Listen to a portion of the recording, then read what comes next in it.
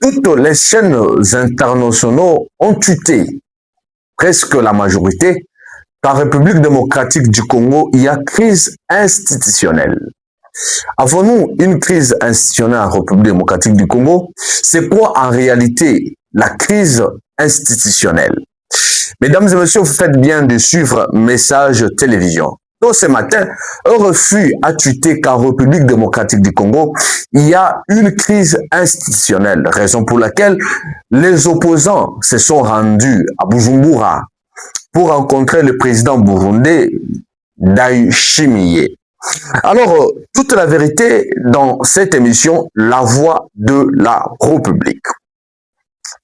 Tout d'abord, nous saluons ce qui s'est fait en Bujumaï, au tabernacle de Bujumaï, le jubilé des cinquantenaires, où il y a plusieurs serviteurs de Dieu et plusieurs enfants de Dieu qui se sont réunis pour jubiler de 50 ans de l'existence de cette grande église.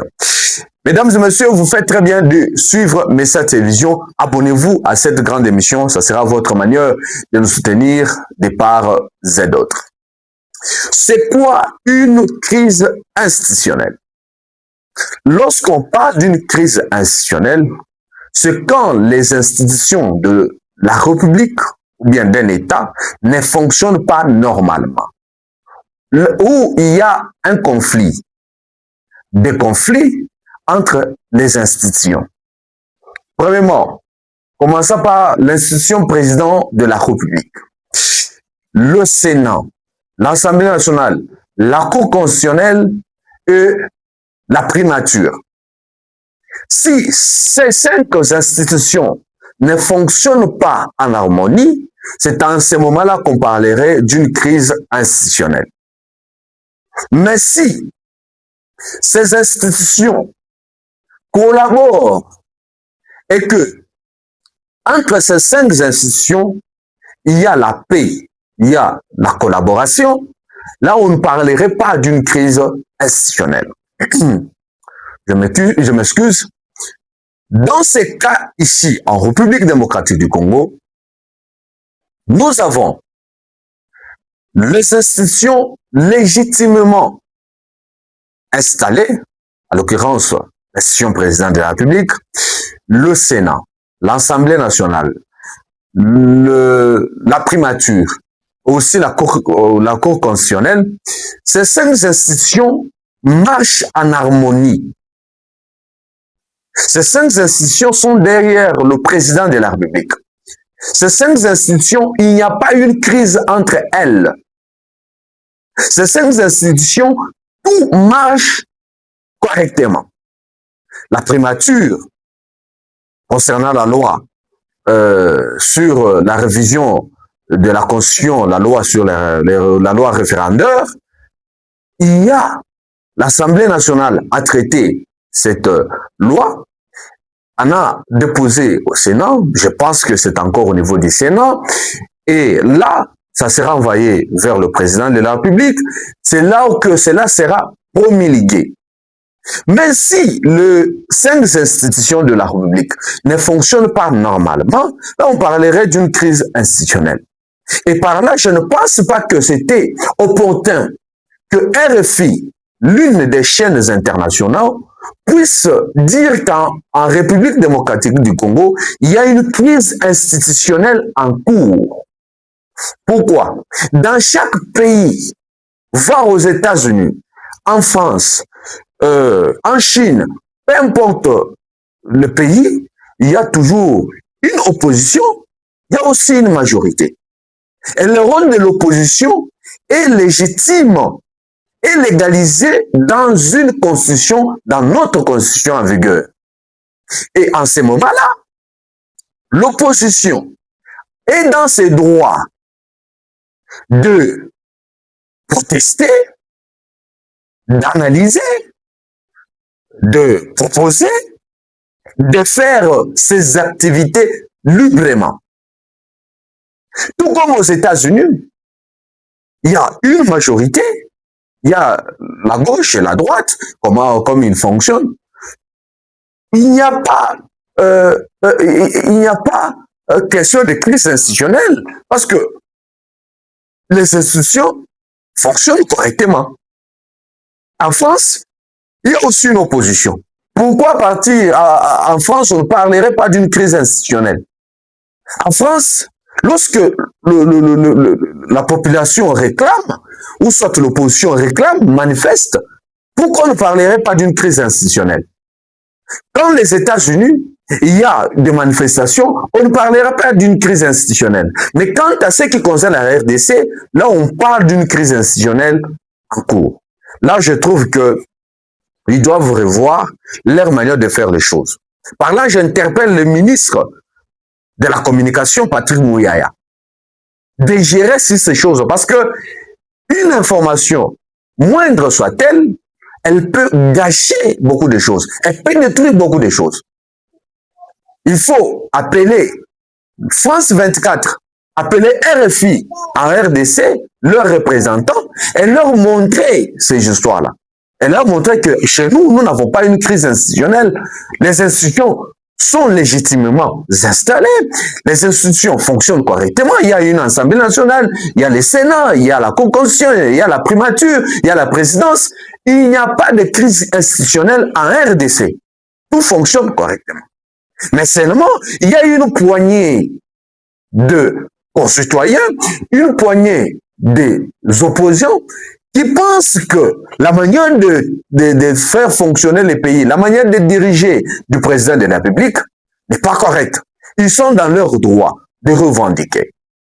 Et raison pour laquelle le président Ndayishimiye, le président du Burundi, a fait appel à ses opposants, a fait appel à qui Martin Fayoul, Denis Sesanga, l'autre ici c'est qui l'ex monsieur de l'IDPS Jean-Marc Kakabund, voilà, et d'autres personnalités, à l'occurrence l'FCC, bon, PPRD n'a pas été là-bas. Il y a l'ensemble de Moïse Katumbi qui est allé aussi répondre par ses représentants. Le message était clair. Parce que depuis la guerre en RDC, depuis que la guerre existe en RDC, l'opposition semble ne pas être au courant de ce qui se passe sur le terrain. L'opposition prend toute la responsabilité de la guerre et dépose sur les épaules d'une seule personne,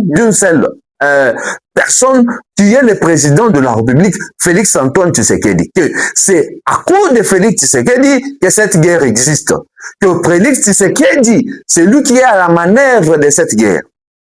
Ils oublient que cette guerre dure déjà 30 ans. Et pendant ces 30 ans, ce n'est pas Tshisekedi qui était à la manœuvre, ce n'est pas Tshisekedi qui était à la tête du pays. C'est une guerre qui dure pendant 30 ans.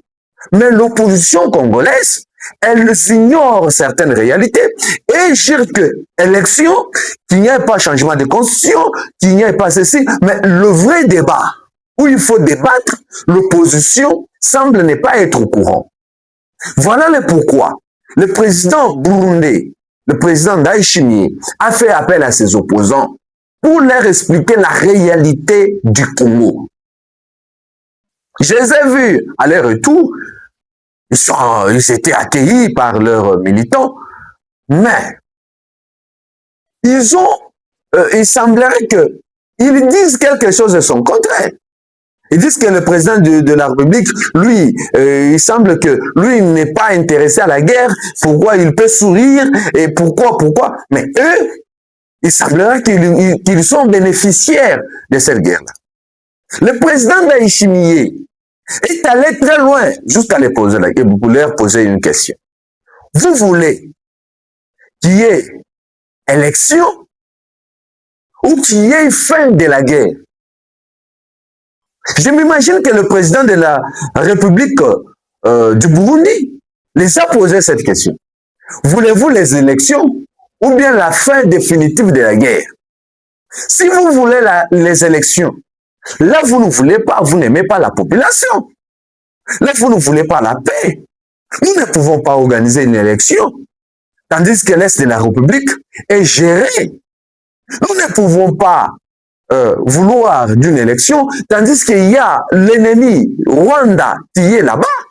Nous ne pouvons pas réclamer une élection, tandis que Bukavu, Goma, n'est pas entre nos mains, qui est dirigé par l'AFC M23 sous l'égide du Rwanda.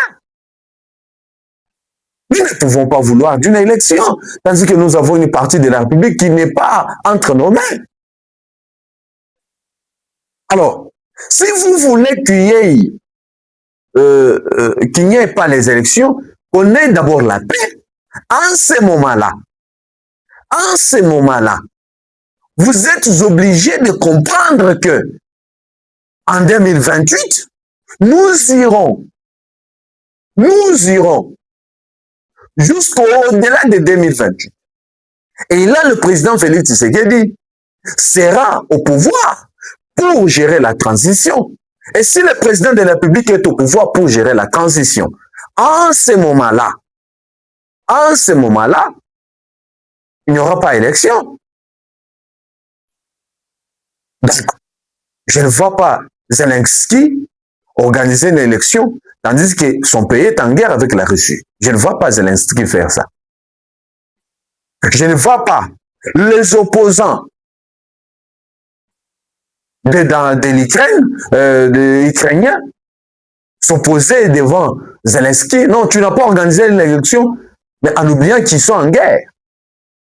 Donc, par là, j'aimerais vous faire comprendre que si en 2028, nous ne sommes pas aux élections, c'est parce que à l'Est, il y a une guerre. Et ce n'est pas parce qu'à l'Est, il y a une guerre que chez nous, il y a crise institutionnelle. Non. C'est pas parce qu'il y a une guerre qu'il y a une crise institutionnelle en RDC, non. C'est un peu ce que j'ai voulu marteler là-dessus. En RDC, il n'y a pas de crise institutionnelle. Seulement que au Burundi, le président burundais, lui qui est également le président de l'Union africaine, ce monsieur, le président Ndayishimiye, qui a jugé bon d'apporter la paix et de montrer certaines réalités que Tshisekedi ne peut pas les appeler tous pour leur dire. Il les a montré la réalité du terrain. Chose que moi, personnellement, j'ai salué. Parce que Ndayishimiye collabore très bien avec le président Félix Tshisekedi. Parce que Ndayishimiye, pendant que d'autres présidents africains sont dans leur coffre, dans leur système, où ils ne dénoncent pas ce que Kagame fait, mais Ndayishimiye a pris le courage de dénoncer ce que Kagame fait à l'aide de la RDC. Ndayishimiye, il semblerait que le président Ndayishimiye connaît profondément la crise de guerre qu'il y a en RDC. À ce moment-là, il a besoin de leur expliquer. Je pense qu'il les a expliqué cette réalité du terrain en RDC. Mesdames et messieurs, le nettoyage de la ville-province de Kinshasa a été remis entre les mains du général Kabwik. Lui, qui est le général qui gère le centre de Kanyama-Kasese et les jeunes du Kanyama-Kasese. J'ai vu beaucoup de gens qui ont condamné le général. Parce que le général, en prenant parole, il a dit ceci. Que ces gens ici qui prennent des bouteilles, des sachets, qui jettent dans des caniveaux, quand il pleut, ils prennent leurs insalubrités, ils prennent leurs poubelles, ils les jettent dans des caniveaux. Et que cela bouche nos caniveaux. Ces gens-là, ils ne sont pas différents de Kuluna. Pas ça différencier là-bas, Kuluna. C'est vraiment des Kuluna. Tu bois à ton eau, mais tu prends la bouteille, tu jettes dans des caniveaux. On s'est différencié là-bas, Kuluna. Tu es pareil avec des Kuluna. Alors, le général a proposé Boé. Ceux qui va kangi moto, oyo Amerika mai, a vu bouteille na ye, a boité na tranchée. Il jette dans des tranchées. Ce monsieur-là sera arrêté. Peu importe qui tu es, je ne sais pas si, même si tu es fille ou fils d'un ministre, Bakozoyo, on va te prendre, on va t'amener à Kanyamaka CC. On va te prendre, on va t'amener à Kanyamaka CC pour que tu sois rééduqué.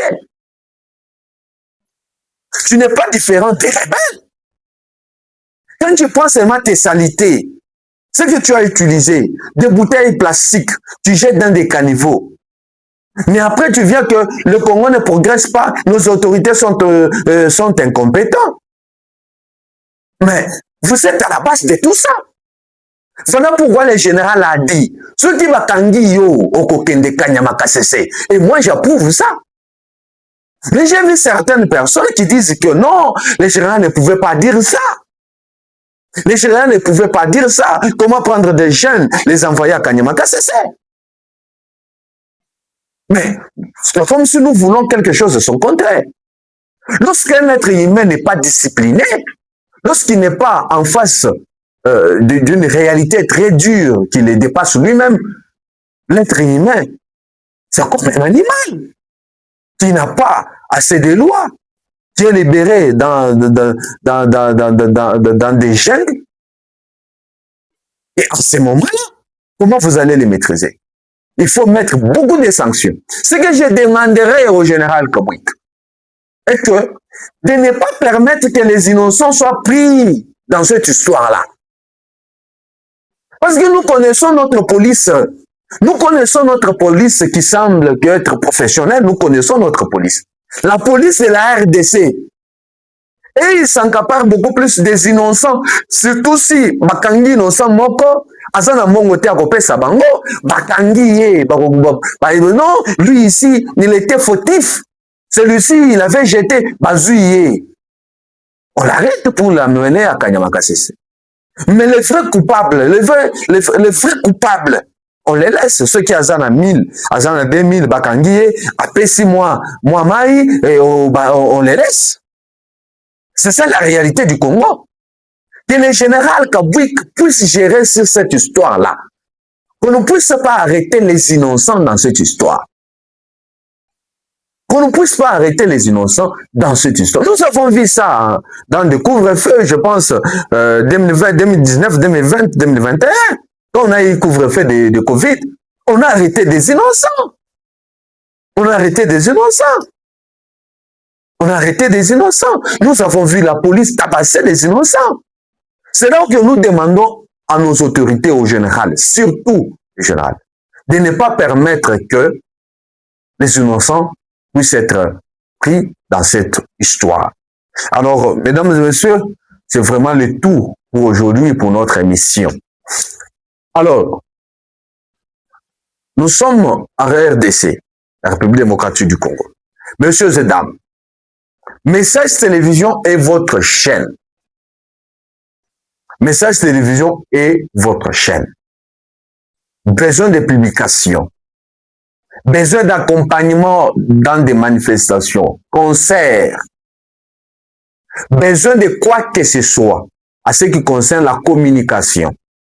Votre média Message Télévision est là. Nous sommes interreligieux.